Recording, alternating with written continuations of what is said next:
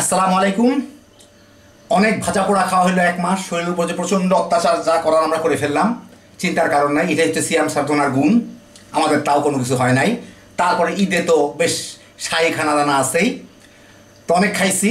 এবার একটু স্বাভাবিক খাওয়া দাওয়া ফিরে আসি। তো খুব মজার একটা জিনিস রান্না করব, শরীরটাকে ঠান্ডাও রাখবে, প্লাস খাইতেও যথেষ্ট মজা। সেটা হচ্ছে চিংড়ি মাছ দিয়া ঝিঙ্গা রান্না, অথবা ঝিঙ্গা দিয়ে চিংড়ি মাছ রান্না আর কি। যাই হোক, এই জন্য আমি একটা প্যানে একটু তেল গরম করে নিছি, তার মধ্যে কতগুলা চিংড়ি এরকম কেটে রক টক ফেলা যা যা করা দরকার করে নিছি, নিয়ে ওগুলাকে আমি একটু ভেজে নিব।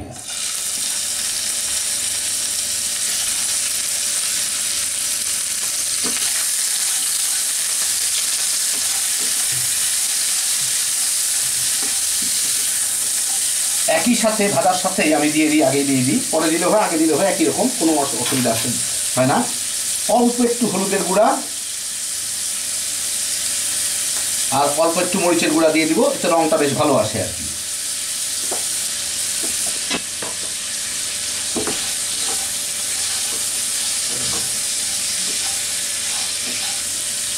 এর মধ্যে অল্প একটু লবণও দিয়ে দিব।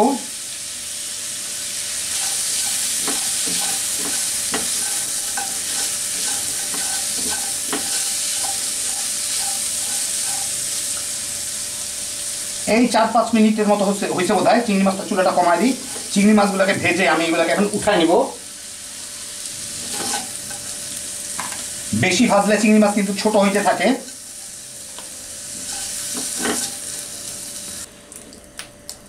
এখন এই প্যানের মধ্যে, একই প্যানের মধ্যে আমি আরো অল্প একটু তেল দিয়ে এর মধ্যে অল্প একটু পেঁয়াজ কুচি, স্বাদ মতো, কত মাঝারি সাইজের একটা পেঁয়াজ কুচি করা আর কি, পেঁয়াজটুকুকে ভেজে নিব।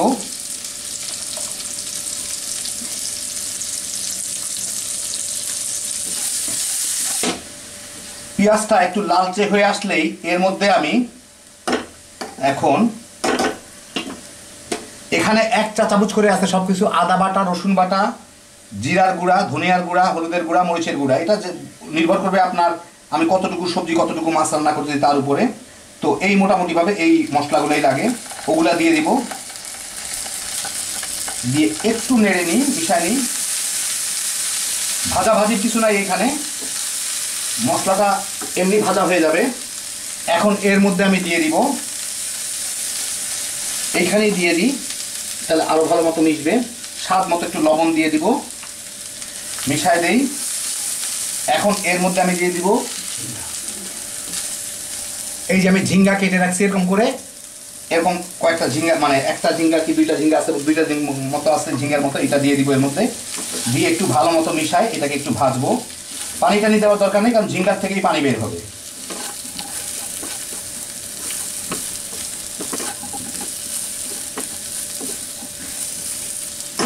ভালো মতো মিশে গেল। এখন আমি জালটা একদম কমাই দিছি, এটাকে 2-3 মিনিটের জন্য ঢেকে রাখবো, ঝিঙ্গার থেকেও যাতে পানিটা বের হয়ে যেতে পারে আর কি। জালটা খুব কমে রেখে দিছি। আবার 1.5-2 মিনিট পরে আবার একটু ঝিঙ্গাটা নেড়ে দিব। মোটামুটিভাবে নরম হয়ে আসছে। জালটা খুব কমে, যে কারণে দেখেন ফুটতেছে না, নাহলে কিন্তু পুড়ে যাবে। জালটা দিকে খেয়াল রাখতে হবে। ঝিঙ্গাটা প্রায় নরম হয়ে আসছে।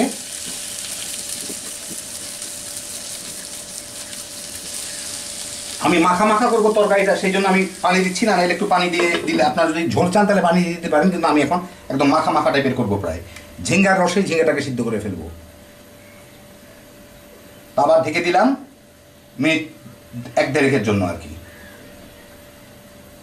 এই মিনিট খানেক পরে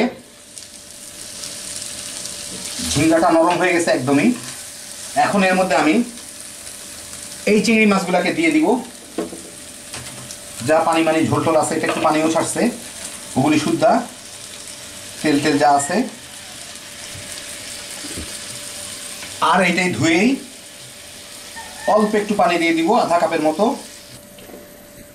এখন জালটাকে একটু বাড়ায় দেই, ভালো মতো মিশাই। ফুটে উঠলে একটু জালটা কমায় দিই, মুহূর্তের মধ্যে ফুটে উঠে। কারণ আমি এর থেকে আরেকটু কম ঝোল রাখবো, যার যার উপর নির্ভর করে ঝোলটা। এখন এটাকে মিনিট 2-1 জন্য একটু ঢেকে দিই। যাতে মশলাগুলা সব কিছুর মধ্যে ঢুকে যেতে পারে। মিনিট 3-4 পরে আমি এটাকে একটু নেড়েও দিব। নাড়ার আগে আমি কয়টা কাঁচামরিচ দিয়ে দিব এর মধ্যে। 1 চিমটি তালা জিরার গুঁড়া, ভাজা জিরার গুঁড়া ছিটাই দিব। এটাকে নেড়ে মিশায় উলট পালট করে আবার ঢেকে দিব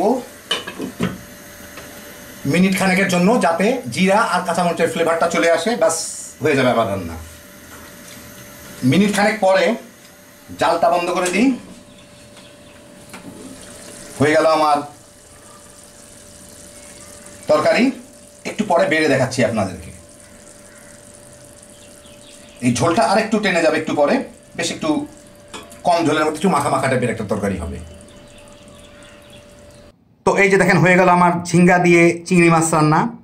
খুবই মজার তরকারিটা, একবার বানাইলেই বুঝবেন। খুব সোজা তৈরি করা, এই সমস্ত তরকারি তৈরি করা এমনি সোজা, আর অদ্ভুত মজার স্বাদ এটার। এতদিন রোজার সময় ভাজা পোড়া তো খাইতেই হয়েছে আমাদের, স্বাভাবিক। এটা ছাড়া আমাদের ইফতার হয় না, বলে লাভ নাই। আমরা সব ক্রিটিসাইজ করি কিন্তু খাই ঠিকই, খাইতেই হবে আমাদের, এটা আমাদের ঐতিহ্য, আর ওটা খাইতেই ভালো লাগে। ঈদের সময় স্বাভাবিক আমরা একটু ভালো মন্দ খাওয়ার চেষ্টা করি, কিন্তু তারপরে বাকি সময়টার মধ্যে শরীরটাকে নর্মালাইজ করার জন্য এই টাইপের খাওয়া খেয়ে দেখতে পারেন। এগুলো খাইতে এখন আসলে অমৃতর মতো লাগে। একবার বানাইলেই বুঝতে পারবেন, খাইলেই বুঝতে পারবেন। ভর্তা টর্তা যে কোনো কিছুতে এখন কয়েকদিন খাইতে খুবই মজা লাগবে। খুব সিম্পল একটা জিনিস, খুব জলদি হয়ে যায়, ঝটপট রান্না, অদ্ভুত স্বাদের। তো দেখেন কত সহজে তৈরি করে ফেললাম। আপনারা ইচ্ছা করলে যে কোনো সময় বাসায় বানায় ফেলতে পারবেন। ব্যাচেলার টেচেলার যাই বলেন না কেন, সবাই করে ফেলতে পারবেন। এটা তেমন কোনো কিছু লাগেও না এর মধ্যে। তো দেখেন হ্যাপি জোশের একটা আইটেম বানায় ফেললাম। এখন আপনারা খালি বাসায় বানাইবেন আর তামা তামা করে খাইবেন। আল্লাহ আপনাদের সবাইকে ভালো রাখুন। ইনশাল্লাহ আবার দেখা হবে। আল্লাহ হাফিজ।